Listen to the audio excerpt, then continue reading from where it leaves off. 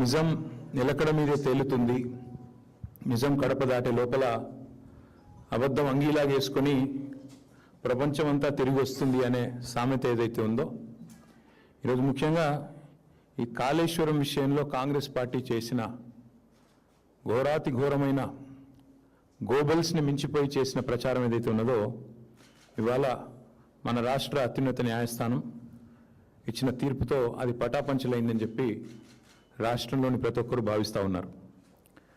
అబద్ధాలతో అద్భుతాల నిజానికి చాలా కాలం దాచలేరు. కాళేశ్వర మహత్యాన్ని కూడా కనిపించకుండా చేయలేరు. అది మళ్ళీ తేలిపోయింది. అబద్ధానికి ఆడంబరం ఎక్కువ కానీ ఆయుష్ తక్కువ. రాహుల్ గాంధీ గారిని తీసుకొచ్చి ఆ బరాజ్ మీద నిలబెట్టి అక్కడ ఉన్న ఒక పర్రెని చూపెట్టి ఇది మొత్తం కూలిపోయింది, కొట్టుకపోయింది అని చెప్పి ఏదైతే చిల్లర ప్రచారం చేశారో, ఇవాళ అది కొట్టుడు పోయింది. అంతిమ విజయం సత్యానిదే అని రుజువైంది. గోబెల్స్ని మించి దుష్ప్రచారం చేసిన ధూర్తులు ఎవరైతే ఉన్నారో వారందరికీ ఇవాళ గుయ్యమనిపించే తీర్పు మన రాష్ట్ర అత్యున్నత న్యాయస్థానం ఇచ్చింది. ముందుగా రాష్ట్ర అత్యున్నత న్యాయస్థానానికి, హైకోర్టుకి మా పార్టీ పక్షాన, మా అందరి పక్షాన, తెలంగాణ రైతాంగం పక్షాన వారికి హృదయపూర్వకంగా నా ధన్యవాదాలు తెలియజేస్తూ ఉన్నాం.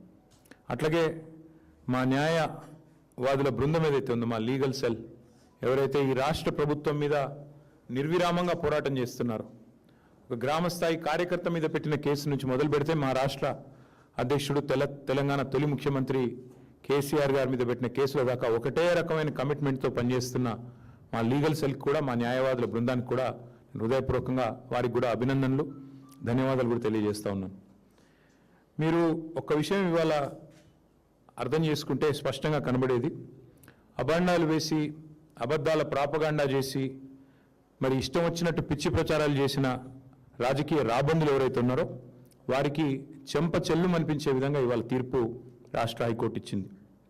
ఇవాళ గెలిచింది తెలంగాణ ప్రజలు, ఇవాళ గెలిచింది తెలంగాణ రైతులు, ఇవాళ గెలిచింది దశాబ్దాలుగా కరువు పీడిత ఈ నేలలో గోదావరి జలాలు రావాలి అని తన్లాడిన ప్రతి ఒక్కరు, మా ఆర్ విద్యాసాగరరావు గారు కావచ్చు, పెద్దలు జయశంకర్ గారు కావచ్చు, అట్లాగే మిషన్ కాకతీయలో కష్టపడ్డ ఇంజనీర్లు కావచ్చు, ప్రపంచంలోనే అతిపెద్ద లిఫ్ట్ ఇరిగేషన్ ప్రాజెక్టు కాళేశ్వరంలో కష్టపడ్డ ప్రతి కార్మికుడు కావచ్చు, అట్లాగే లక్షలాది ఎకరాల్లో పంట పండి ఇవాళ భారతదేశంలోనే నెంబర్ 1గా తెలంగాణ నిలబెట్టిన ప్రతి రైతు ఇవాళ గెలిచిండు.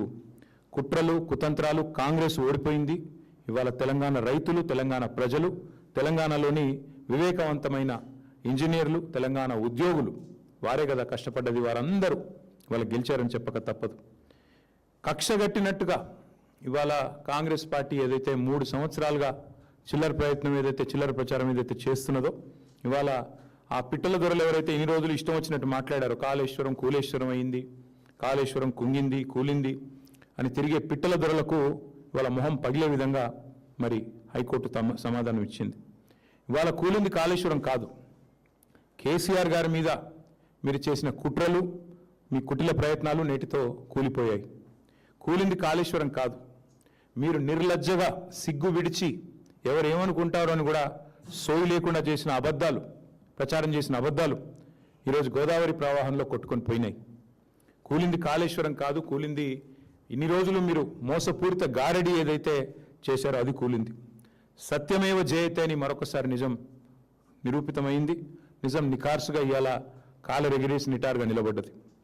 కొన్ని రోజులు కొంతమందిని మోసం చేయొచ్చు, కానీ అన్ని రోజులు అందరినీ మోసం చేయలేమని నానుడు ఏదైతే ఉందో ఇవాళ తేలిపోయింది. కేసీఆర్ గారి మీద బురద జల్లి, మా పార్టీ మీద బురద జల్లి ఇవాళ రాష్ట్రంలో కొంత రాజకీయ ప్రయోజనం మీకు కలిగి ఉండొచ్చు, కానీ ఇవాళ నిప్పులాంటి నిజం మాత్రం బయటకు వచ్చిందని చెప్పక తప్పదు. అట్లాగే న్యాయస్థానాలకు కూడా ఇవాళ ఒక విషయం రుజువు చేశాయి. ప్రభుత్వాలు ఏమనుకున్నా రాజ్యాంగానికి చట్టానికి వ్యతిరేకంగా ఎవరు తప్పుడు పని చేసినా ఊరుకోము అనేది ఇవాళ రాష్ట్ర హైకోర్టు తీర్పు ద్వారా స్పష్టంగా వెల్లడయింది. అట్లాగే ఒకటి మాత్రం వాస్తవం, ఇవాళ ఆయన ఎవరిని తెచ్చినా, రేవంత్ రెడ్డి ఎవరిని తెచ్చి ఈ కేసులో వాదింపజేసినా, ఎన్ని కమిషన్లు వేసి కుట్రలు చేసినా, ఎంత అబద్ధాన్ని నిజంగా నమ్మించే ప్రయత్నం చేసినా, ఇవాళ తెలంగాణలో పారుతున్న ప్రతి నీటి బొట్టు కేసీఆర్ గారి గొప్పతనానికి సాక్ష్యం అని స్పష్టంగా చెప్పక తప్పదు. పండుతున్న ప్రతి పంట ఆయన అకుంఠిత దీక్షకు నిదర్శనం అని చెప్పక తప్పదు. కేసీఆర్ గారు కట్టిన కాళేశ్వరం అజరామరం. తప్పకుండా ఇది భూమి ఉన్నంతకాలం, తెలంగాణ రాష్ట్రం ఉన్నంతకాలం, భూమి ఉన్నంతకాలం ప్రాజెక్టు ఉంటుంది.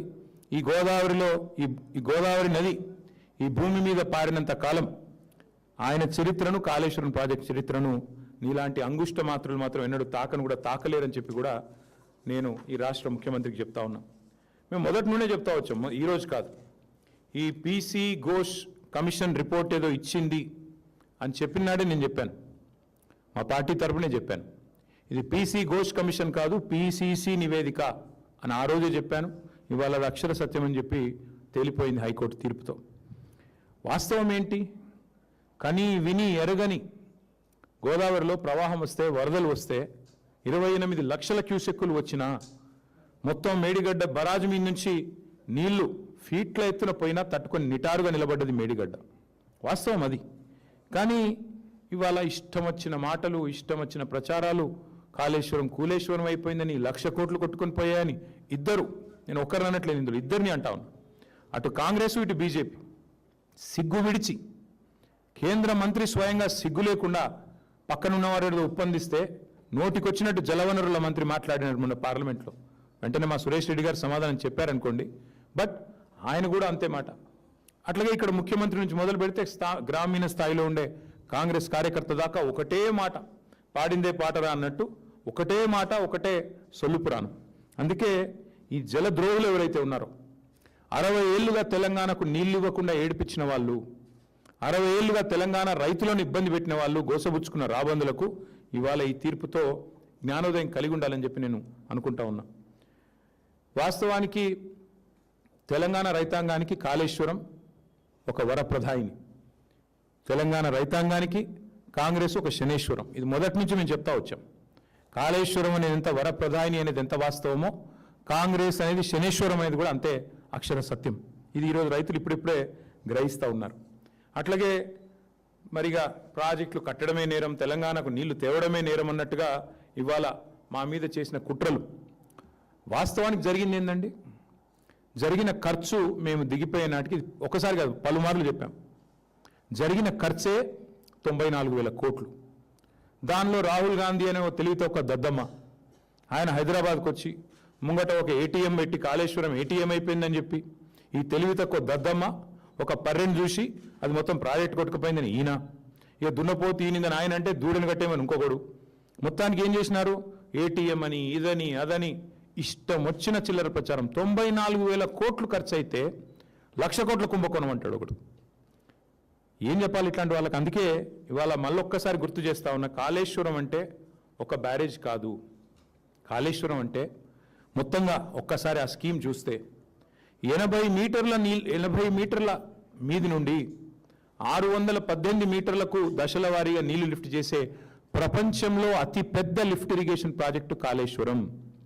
కాళేశ్వరం అంటే మరి ఒక్క బరాజ్ కాదు, 3 బ్యారేజీలు.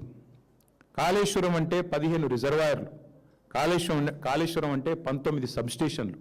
కాళేశ్వరం అంటే 21 పంప్ హౌజులు. కాళేశ్వరం అంటే 203 కిలోమీటర్ల సొరంగాల ద్వారా వచ్చే నీళ్లు. కాళేశ్వరం అంటే 1,531 కిలోమీటర్ల గ్రావిటీ కెనాల్స్. కాళేశ్వరం అంటే 98 కిలోమీటర్ల ప్రెషర్ మెయిన్స్. కాళేశ్వరం అంటే 141 టీఎంసీల స్టోరేజ్ కెపాసిటీ కాళేశ్వరం. ఇదన్నిటి సమాహారం కాళేశ్వరం. ఒక 100 కంపోనెంట్లు ఉంటే అందులో ఒక కంపోనెంట్ మేడిగడ్డ బరాజ్.